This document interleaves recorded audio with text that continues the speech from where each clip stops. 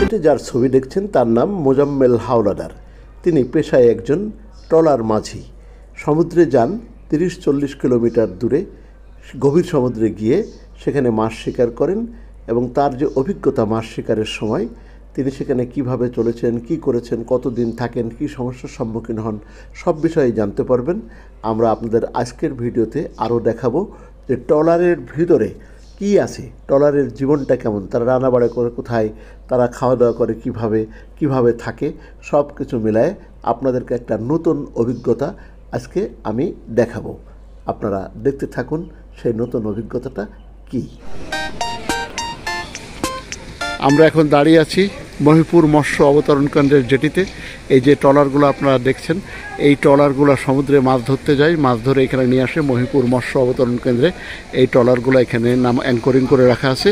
এখান থেকে এই যে পটুয়াখালী উপজেলার কলাপাড়া উপজেলার মহিপুর মৎস্য অবতরণ কেন্দ্র, এখানে নিয়ে আসে। এখানে খুব একটা মাছ নেই, অল্প 3-4টি রকমের মাছ আছে।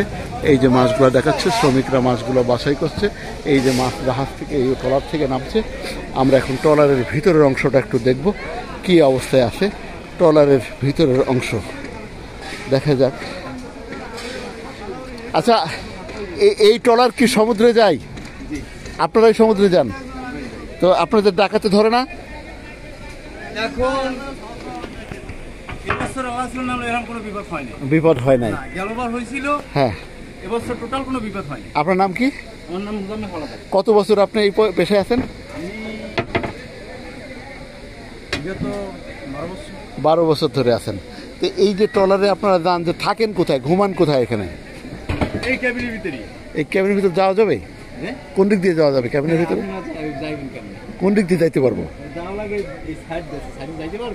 হ্যাঁ, যাবো, দেখি।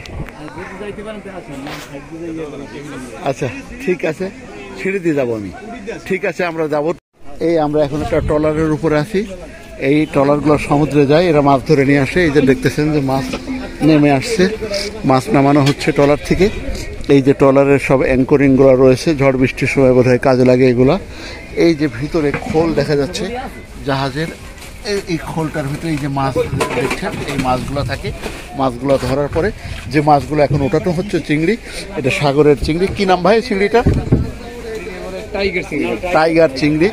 এই টাইগার চিংড়ি এখানে তারা সাগর থেকে ধরে নিয়ে আসছে। এইগুলা এখন এই যে খোল থেকে বের করছে, ট্রলারের খোল থেকে বের করছে, বরফ দিয়ে ঘেরা। এই যে বের করতেছে। এই ট্রলারের ভিতরেই যারা থাকে, জায়গাটা কোথায়? ভিতরে, এই যে ক্যাবিনের ভিতরে। হ্যাঁ, এই এখন আমরা ক্যাবিনের ভিতরে যাব। এই যে ক্যাবিনের ভিতরে কিভাবে আমরা দেখি, সমুদ্রে যখন জাহাজ ট্রলার চলে তখন এইখানে এই ক্যাবিনেই তাদের রাত্রিবেলা যাপন করতে। থেকে পানি ওঠে, হ্যাঁ, ওই ডালের দিকে কারা পানি ওঠে, এর ভিতরে আসে না। ও, এটার ভিতরে পানি আসে না, এটার ভিতরে আসে। এখানে আপনারা ঘুমান। রান্নাবাড়া খাওয়া দাওয়া, এই রান্নাবাড়ার পিছনে, এই রান্নাবাড়ার জন্য জায়গা রয়েছে। এটা সুন্দর কুঠুরি। ট্রলারের ভিতরকার ক্যাবিনের অংশ আমরা কখনো দেখিনি, অন্তত আপনারা দেখলেও আমিও দেখিনি। আমাদের এই হাওলাদার ভাই, কি নাম হাওলাদার ভাই? মোজাম্মেল হাওলাদার। মোজাম্মেল হাওলাদার সাহেব এই ট্রলারের মালিক, মাঝি। উনি ট্রলার চালান। এই জায়গায় পাক করা হয়, ওনার কাছ থেকে আমরা দেখব। এই যে দেখেন, কয়জন লোক থাকে একটা ট্রলারে? আমরা আছি 6 জন। 6 জন লোকের ট্রলারে যে রান্নাটা করা হয়, এই রান্না তারা চাউল ডাউল সব আগে থেকে নিয়ে যায় এবং পরে বোধহয় মাছ ধরার পরে কিছু মাছ তারা খায়। এই হচ্ছে ট্রলারের অবস্থান। আর এই ট্রলারের ভিতরে তাদের কতদিন থাকতে এক নাগারে?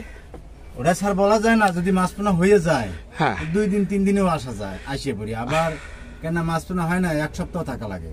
কতটা গভীরে যান আপনারা সমুদ্রের? সমুদ্রের ওটা আমরা যত দূর যাই তাতে বলা যায় 4 বাম 5 বাম। বামটা বুঝলাম না, বাম কি? 5 বাম হলো 15 হাত 20 হাত পানি। না, সে তো 15 হাত 20 হাত পানি, কিন্তু আপনার যে দূরত্ব যান, দূরত্ব থেকে দূরত্ব 35 থেকে 40 কিলো। 35 থেকে 40 কিলোমিটার সাগরের ভিতরে তারা চলে যায় এবং এখানেই তাদের জীবন। এখানে এক নাগাড়ে আপনি কতদিন পর্যন্ত সাগরে এই ট্রলারে থাকছেন? 12 দিন পর্যন্ত রয়েছে। 12 দিন পর্যন্ত থাকছেন, কোনো যোগাযোগ থাকে মোবাইল টোবাইল? নেটের বাইরে গেলার যোগাযোগ থাকে। আচ্ছা, আপনি একটু আমাকে বলেন তো, যে জলদস্যুরা যে আক্রমণগুলো করে সেই অভিজ্ঞতা কি আপনার আছে? আপনি কখনো জলদস্যুর হাতে পড়ছিলেন? জি স্যার, কিভাবে পড়ছিলেন একটু বলেন তো, একটা অভিজ্ঞতা শুনি। এরা তো দিনে আক্রমণ করে না, হ্যাঁ, এরা আক্রমণ করে সন্ধ্যা হইতে সারা রাত। হ্যাঁ, হ্যাঁ, হয়তো মনে করেন আমি খেও মারছি, খেও মারিয়া বোটটা খেয়ে পড়ে রয়েছি, হ্যাঁ, ওরা আসিয়া ঠেকাইছে কিরকম, ওরা আসছে একটা বোটের দ্বারা একটা বোট আসতেই পারে, হ্যাঁ, হ্যাঁ। কিন্তু আসিয়া ওরা কাছে আসিয়া অস্ত্র দিয়ে ঠেকাইলে তো আর কিছু বলার নাই, অস্ত্রের কাছে কোনো জোর জুলুম খাটে। আর আপনাদের তো অস্ত্র নাই? না, আমাদের কোনো অস্ত্র দিয়ে তোর আমার কোনো দরকার নাই, হ্যাঁ। আর আমরা অস্ত্র নিয়ে আমরা চলিও না, কিন্তু আমরা মাছ ধরি, আমরা জেলে, আমরা অস্ত্র দিয়ে কি করবো? হ্যাঁ, হ্যাঁ, হ্যাঁ। তারপরে ওরা আপনাদেরকে জিম্মি করে যে টাকাটাও বা এটাও? আপনি জিম্মি ছিলেন কোনো সময়? না, আমি জিম্মি ছিলাম না, কিন্তু এই জিম্মিটা বন্ধ হয়েছে আজকে 5 বছর। 5 বছর আর জিম্মি হচ্ছে না? না, হচ্ছে না। কেন কেন এই ডাকাতিটা বন্ধ হলো কিভাবে? এটা আমি যেটা বলতে পারি বা বলি, এই সরকার তো বিগত বাংলাদেশে অনেক বছরই অনেকই আসছে, কিন্তু এই শেখ হাসিনা আসার পর আমাদের জলদস্যুরা বন্ধ হয়েছে। বন্ধ হয়েছে, এখন আর কোনো জলদস্যু নাই? এখন কোনো জলদস্যু নাই, এখন মাঝে মাঝে হয় কিরকম, এবছর আমাদের ভোট হয়তো নাই, আর অন্যান্য ভোট শুনিও নাই, কিন্তু এই মনে করেন শেষরা পাঠিয়েছে না, তেল তোল কুচ্চু পার্টি, হ্যাঁ, ওই মালামাল এই নিয়ে যায়। আচ্ছা, আপনাদের যে কোস্ট গার্ড আছে, পুলিশ আছে, যে সরকারি যে সমস্ত স্থাপনা আছে, তারা আপনাদেরকে কিভাবে এই সহযোগিতা? কোস্টগার্ড মনে করেন আমরা নেটের ভিতরে যদি থাকতে পারি, হ্যাঁ, বা নেটের ভিতরে যদি ডাকাতিটি হয়, হ্যাঁ। কোস্টগার্ডের সহযোগিতা নেওয়া যায়।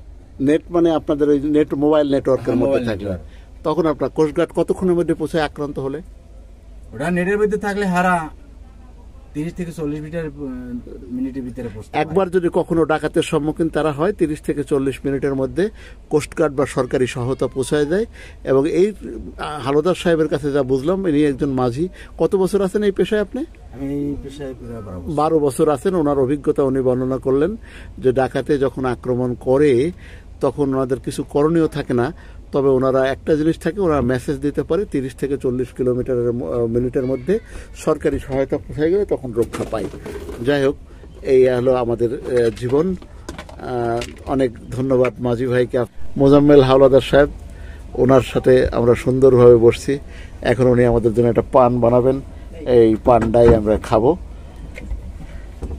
বাহ, সুন্দর। এই আমার জীবনে প্রথম অভিজ্ঞতা। আমি কোনোদিন insides of the trawler I did not see before, এটাই প্রথম।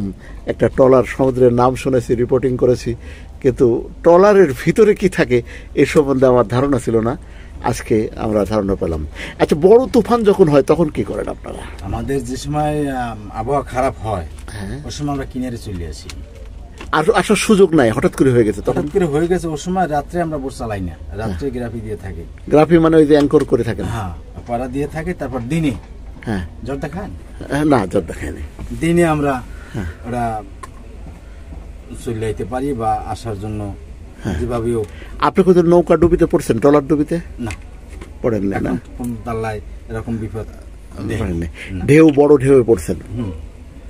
বড় ঢেউ অনেকবার পড়ছেন। বড় ঢেউ। কোন জলজন্তুর আক্রমণের শিকার হয়েছেন কখনো? আমি একবার হয়েছিলাম। কি পাইছিলেন সেখানে? বছর 3 আগে আমার এই বোটটা ডাকাতি হয়েছিল। আমি অন্য মালিকের বোট পাইছি, এই সময়টা ডাকাতি হয়েছিল। এই সময়টা ডাকাতি হয়েছিল, তা ওই অল্প কিছু তেল, মোবাইল টোবাইল এসব নিয়ে। ও, ছেঁচড়া পার্টি, খুব বড় পার্টি না?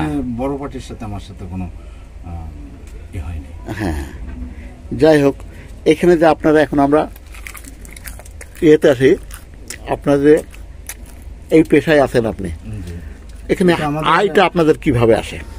আপনার আয়টা কিভাবে আসে? আমার আয়টা, আমি বেতন দিই। কত বেতন দেয়?